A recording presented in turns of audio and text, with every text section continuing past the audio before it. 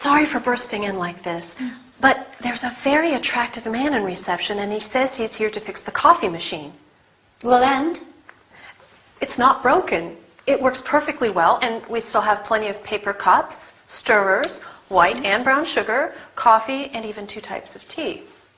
Well, so then tell him that we don't need anything and that the machine works just fine. But he's here now, and he's very attractive, and I thought perhaps we could have him check the machine just in case. I see.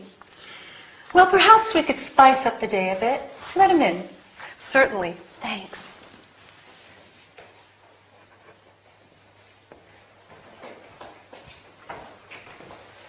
This is Mrs. Cunningham, the boss. Good afternoon. Hi, Troy. Yeah, I'm here to repair the coffee machine. So Linda says. And what is it? We also have one of your vending machines with chocolates and biscuits. You see, Linda and I have a sweet tooth, but we also have certain dietary requirements. I see. Some of my clients are allergic to wheat, and some are vegans. Linda's a vegetarian, aren't you, Linda?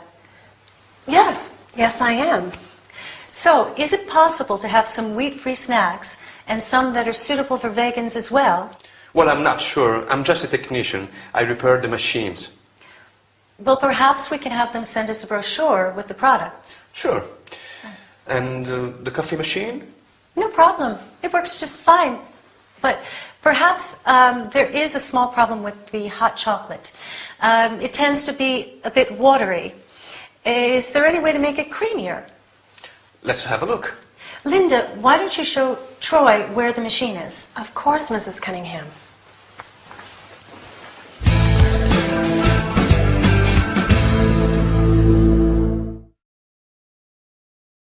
Hi there. Welcome with Anthony to your business workout. Ready for a training session? Or do you need a break instead? Today, we're taking a look at some vocabulary regarding coffee breaks at work. So let's get started. Many companies have a coffee machine. Do you have a coffee machine where you work?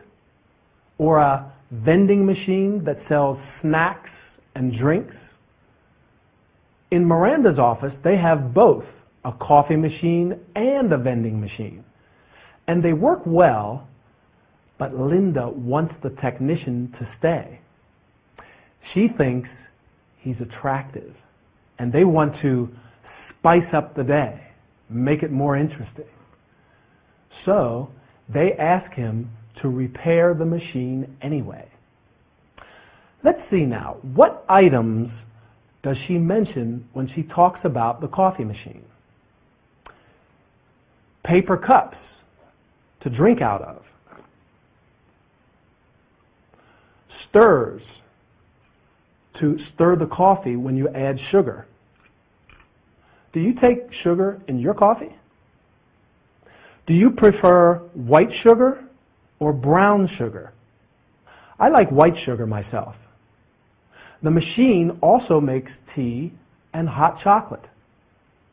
Miranda says the hot chocolate is watery. That's the excuse to make Troy stay. She asks if there is a way to make the hot chocolate creamier. I agree, though. Hot chocolate has to be creamy, don't you think? What about the vending machine? Miranda and Linda both have a sweet tooth.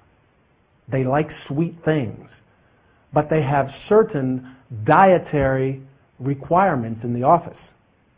That means they can only eat certain things. Linda's a vegetarian, and Miranda has some vegan clients. Vegans don't eat any animal products, and nowadays there are snacks that are suitable for vegans. She also says some clients are allergic to wheat, so they need some wheat-free snacks in the vending machine too. Do you have any special dietary requirements? And do you have a sweet tooth like Miranda and Linda? Come to think of it, a creamy hot chocolate and some biscuits sound very appetizing after this workout. Anyway, keep practicing. I'll meet you in the next training session.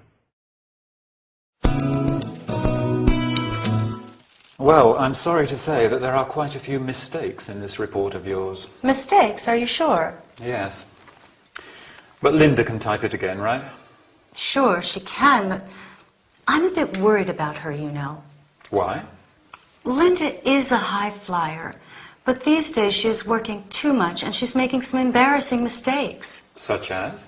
Well, such as sending an email to Mr. Scorn instead of Mrs. Scorn. You know that couple going through the troublesome divorce. Can you imagine that? I see. Linda is a nice girl, but she is probably overworked, underpaid, and frustrated. Are you saying that I'm treating her badly? No, I just think that maybe she has too much to do, and she needs less work and more motivation. What do you suggest? Find another secretary. Are you joking? She handles my phone calls, she writes emails, she deals with the clients, and she speaks both German and Spanish fluently. I can't imagine working without her. Right, I know. It's hard without a good secretary. So? Try and do something to make her feel more motivated. Motivation and job satisfaction are at the basis of everything. For instance, give her something different to do and ask for her opinion from time to time.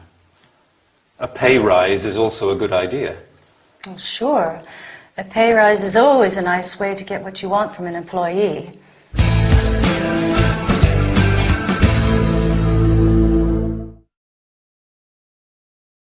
Hello and welcome to this business training session. Today we are talking about some terms related to job satisfaction. Quite an interesting subject, isn't it?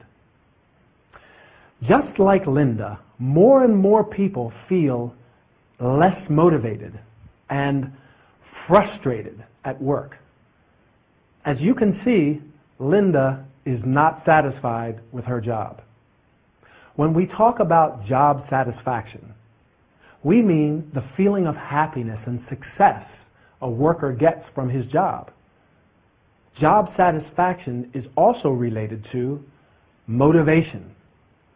People are motivated when they have an interest or ambition that makes them want to succeed. The reason Linda does not have this motivation is probably due to the fact that she is overworked, which means that she has too much work to do, and underpaid, that is, paid too little for the work she does. She is probably also frustrated. You feel frustrated when you are angry and depressed because you cannot get what you want. To solve these problems, Al says that you can do a number of things, including ask for a pay raise, which is an increase in the fixed amount of money you receive for your job. What about you? Do you feel that you have a satisfying job, or do you feel frustrated and not sufficiently motivated? Linda is a high flyer. A high flyer is a person who has a lot of ability and a strong desire to be successful. And because of this, people expect them to do a lot. Miranda says that Linda is snowed under with work. To be snowed under with something means to have so much work that you have problems doing it all. I'm afraid these are quite common problems for most working people, right? Linda can do some things well and some others badly. Well and badly are both adverbs of manner. An adverb of manner tells you how something happens or how we do something. Some other examples of adverbs of manner are quickly, terribly, fast, happily, come quickly, oh, I'm terribly sorry. Anyway, I'm terribly sorry that our time is up, so I will quickly say goodbye. See you next time for another workout.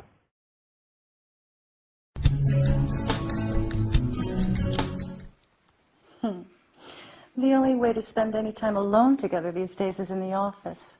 Yes, but it is interesting. At least we can have some privacy. Ray, honey, I have an appointment at 2. I want to have lunch first, and I don't want to... See, I show you affection, and you think about work. It's not my fault we don't spend any time together. You are a workaholic, Miranda. Me? Yes. In fact, you have such a full diary, you don't even have time to enjoy life. That's not true. I enjoy... Yes, it is. You are an ambitious achiever, and job satisfaction is important to you. But remember, the human factor is important too. Thanks, hon. I come here to relax and see my husband, and instead I feel like one of your patients. I care about your well-being. And I suggest you eat better too. Oh, Ray, please don't start. Stress causes people to eat unhealthy food. I like unhealthy food. Eating is one of life's greatest pleasures, and eating food I like is important too, isn't it, Doctor? Of course. Everything we eat has a certain vibration. And if we eat things that aren't in harmony with us, our bodies don't get the energy they need.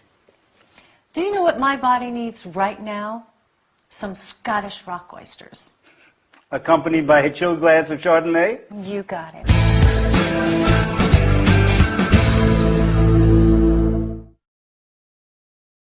Hello again. Time for our workout. We all know that our diet is very important, but I have to agree with Miranda. Eating is one of life's greatest pleasures, so we have to enjoy it too. Now to our health and body care session. Ray is a doctor, and he knows the benefits of a healthy diet and eating healthy food. That is food that's good for you and also gives you the energy you need for your busy lifestyle. Stress causes people to eat unhealthy food. So although it may be food we like and it lifts our morale, makes us feel good and relaxed, it can also have negative effects. Not only on our physical well-being, because it's not good for us, but it can have negative psychological effects as well. How many of us eat our favorite food, like chips or cake, and then feel guilty because we know it's bad for us and we shouldn't eat it, but we eat it anyway? I, for one, love fish and chips, but I know fried food is unhealthy. However, when I'm stressed or I don't have time to cook, I often have fish and chips for lunch and then feel very guilty because I know I shouldn't have eaten them. It's better to have a healthy chicken salad or even a sandwich. Of course, Miranda knows all of this.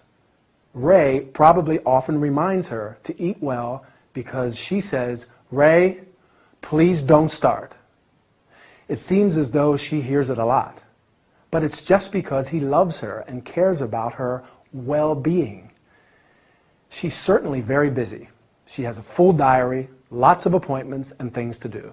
In fact, Ray calls her a workaholic, which means she works too much.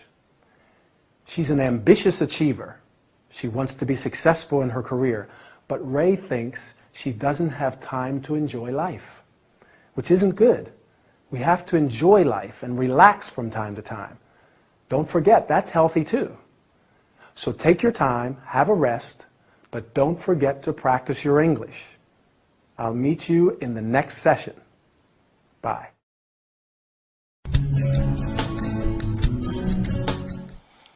So, Linda, how do you feel? Not very well, actually. I'm under a lot of stress at the moment, and I'm always tired. But I can't sleep at night, so I'm even more tired the next day, and it's causing some problems at work. What kind of problems? I make a lot of silly mistakes. I do things like forget to call clients or wash the keyboard.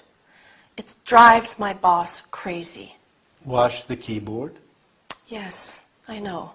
I can't believe it myself. You're obviously a little absent-minded at the moment, Linda. A little.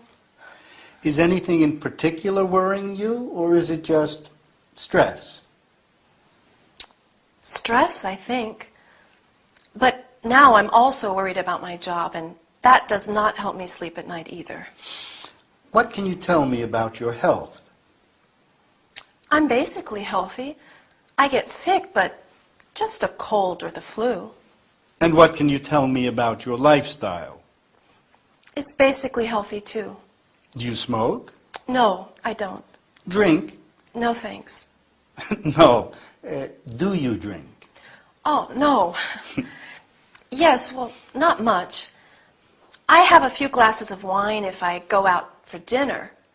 Do you, or does anyone in your family have a history of alcohol abuse? No, why? Do you think I drink too much? Absolutely not. I don't even know how much you drink. Besides, I like drinking wine myself. It's just one of the questions I ask all my patients. Nothing personal. Right. Do you mind if I ask you a few more questions? No. Sorry. I'm sorry. I'm usually a calm, easygoing person. I'm not always so edgy. Please go on. Do you practice any sports? I like going jogging in the morning, but I hate waking up early, so I rarely go. You mentioned your boss. What can you tell me about him? Her. She's a woman. We have quite a good rapport. I enjoy working for her. She's hardworking, but demanding. Actually, she can be a bit of a dictator at times. Sounds like someone I know. Really? Who? Oh, my wife, Miranda. She's a lawyer, too. Oh, my God. We're talking about the same person.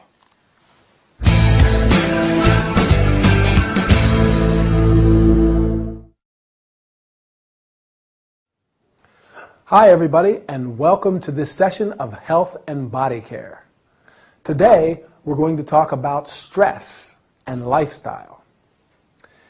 Taking care of your health and body means having a healthy lifestyle. Stress is one of the principal causes of health problems and sickness.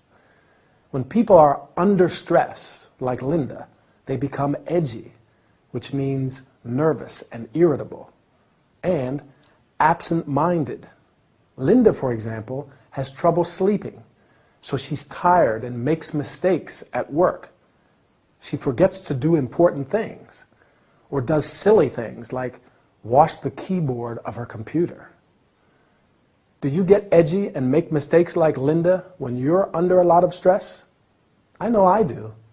Well, having a healthy lifestyle is also important to combat the more serious side effects of stress, like sickness, illness, depression, or alcohol abuse, which is when people drink too much to calm their nerves and anxiety. Luckily, Linda has quite a healthy lifestyle. She doesn't smoke, she doesn't drink. Well, a bit of wine with dinner is okay. She likes going jogging. The only problem is that she hates waking up early. Me too. That's why I go to the gym in the evening. What about you? Do you exercise regularly? It's very important if we don't want to get sick or ill. I notice that when I exercise regularly, I feel much better, and I hardly ever get the flu. Sometimes I get a cold, but I just take lots of vitamins and sleep. That's also very important, getting enough sleep. Another important aspect to consider for a healthy lifestyle is your work environment. Do you have a good rapport with your colleagues and your boss? Linda has a good rapport with her boss.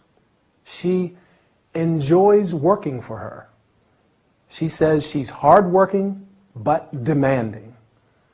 Is your boss very demanding, or are you demanding at work? Can you remember 2 adjectives Linda uses to describe herself? She says she's usually a calm, easygoing person. Easygoing, that means you are relaxed and tolerant. Are you easygoing or demanding? It's probably good to be a bit of both and not too much of either. Take care. See you again soon for another training session. Bye.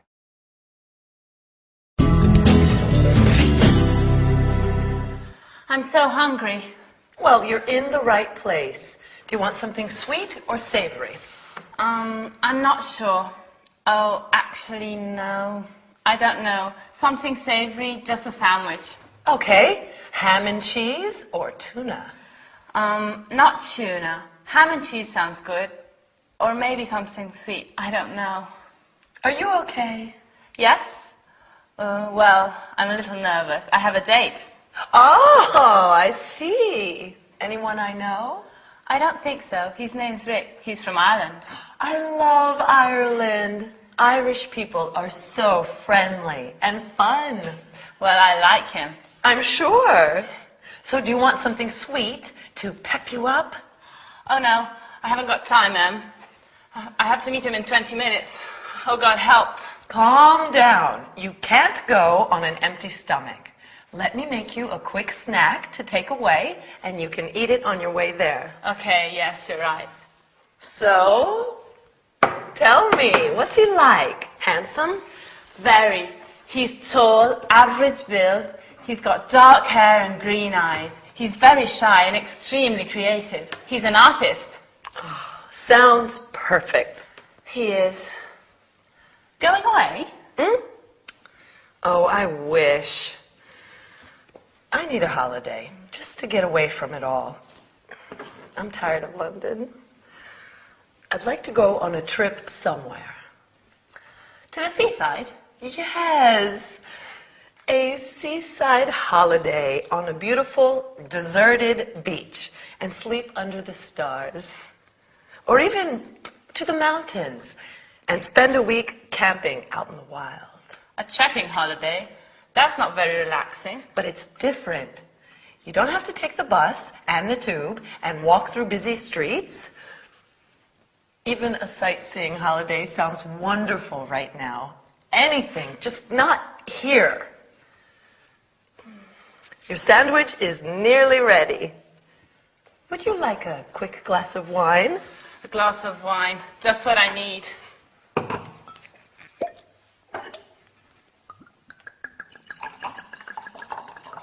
A toast to your date. And to your holiday. Cheers. Cheers.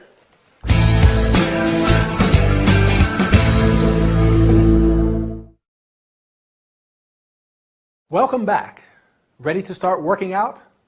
Great. Our main topics today are food and holidays, but we've quite a lot to cover, so let's get started. Did you see our episode?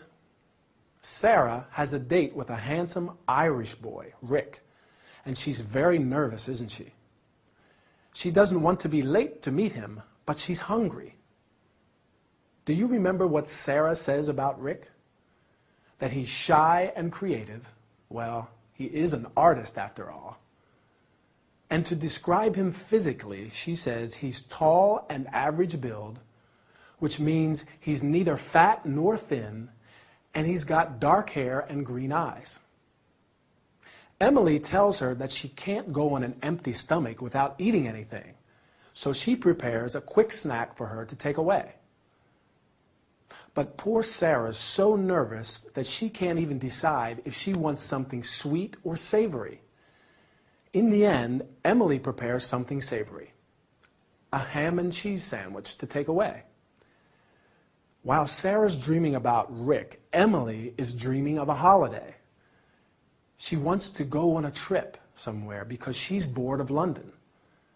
Difficult to imagine someone being bored of London, but it happens when you live and work in a place for a long time. She wants to get away from it all. Do you ever feel like that? That you need a holiday and want to get away from it all, even just for a week?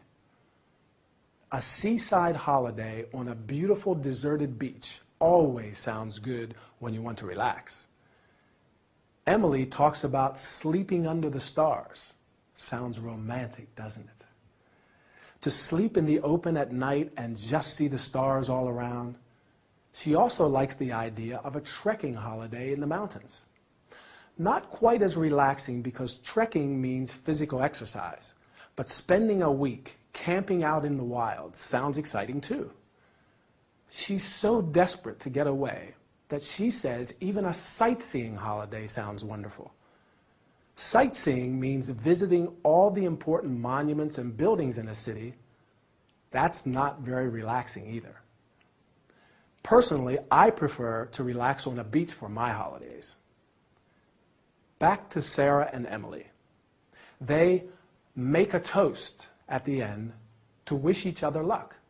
Not the kind you can eat. But when you touch glasses with someone, look them in the eyes and say cheers. So, shall we make a toast? A toast to your English, which I'm sure is getting better. See you soon. Take care.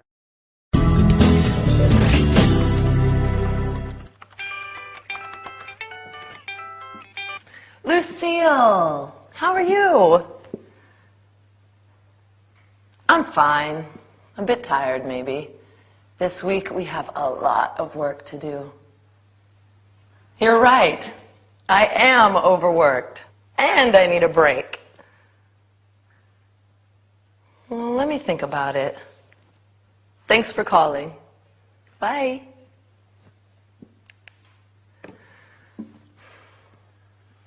I think Lucille's right. I need a break. I should go somewhere.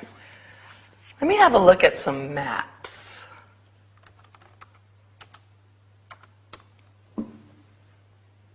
Russia. India. China. Japan. Don't know. Australia could be a good travel destination. I can book a flight right now. Let me see. Okay. Cheap flights to Australia. Flying from London Heathrow and flying to Melbourne. Departure date. Oh, I don't know. Maybe the 30th of December. It's summertime over there. Maybe I can wear my bikini on New Year's Eve. Return date. 25 January. Passengers 1 adult, no children. Good. Search now. 1,300 pounds? Not so cheap. Let me see if taxes and fees are included. Still too expensive. Can't imagine the cost plus accommodations. What are some other options? Maybe a package tour is more convenient. Lucille may be able to give me some useful addresses. She always has to travel for her job. Lucille? Sorry, it's me again. I am looking for a package tour to Australia. Can you give me some useful addresses? Yes.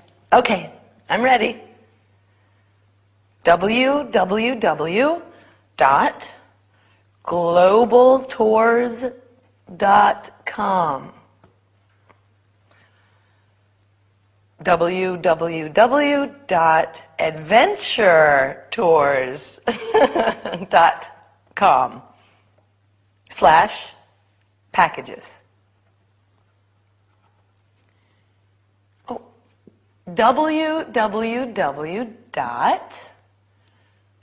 Backpackertour.com. Yes, thank you. Backpacking, I don't particularly like the idea of carrying a heavy weight on my back. Sleeping in a tent, eating beans for a week, fun? I don't think so. That's not my idea of a holiday. I'd rather stay at home.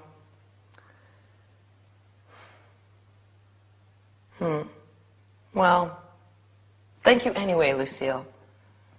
Maybe staying at home is a better idea. Bye.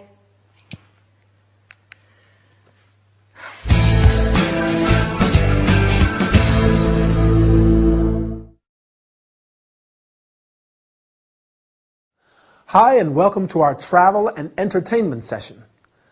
Today, we're going to talk about booking flights, organizing holidays, and how to find good travel options on the internet. Just like most of us, Emily is overworked, which means that she has too much work to do and needs a break. That is a short period of rest. First, you have to decide on your travel destination. Then, just like Emily, you can search the internet for cheap or low-cost flights. When searching the internet, you can either type in what you are looking for or use a specific internet address. When it's a www. Internet address, you say www.globaltours.com or www.adventuretours.com/packages, for example. After opening a web page, you must insert the information required. You have to specify where you are flying from, where you want to depart from, and where you are flying to, your destination. You must also indicate your departure and return dates. That is, when you want to leave and when you want to come back. Finally, you have to specify the number of passengers, how many of you want to go, and how many of you are adults and how many are children. When you click on the search button, you see the available flights and what the flight fares are. That is, the money you have to pay for the flight. It is a good idea to check if the taxes and fees are included. That is, extra money that you pay for rights and services. Emily thinks that the flight is too expensive because she knows that she has to find accommodation too. Accommodation means a place to stay, such as a hotel, a hostel, a bed and breakfast. Instead of organizing everything by yourself, you may consider a package tour or holiday tour. This is a holiday or tour where the travel, the accommodation, and sometimes the meals are all included in the price and you pay before you go. One option is a backpacking tour, which means going on a long-distance trip, carrying your clothes, food, etc. in a backpack. This is obviously for young and adventurous people, and Emily does not seem particularly interested. Well, to tell you the truth, I do not feel particularly attracted by the idea of carrying a heavy backpack all the time. But my friend says that it is an unforgettable experience. What do you think? Well, our time is over. Keep practicing your English, and I'll meet you in the next training session. See you soon.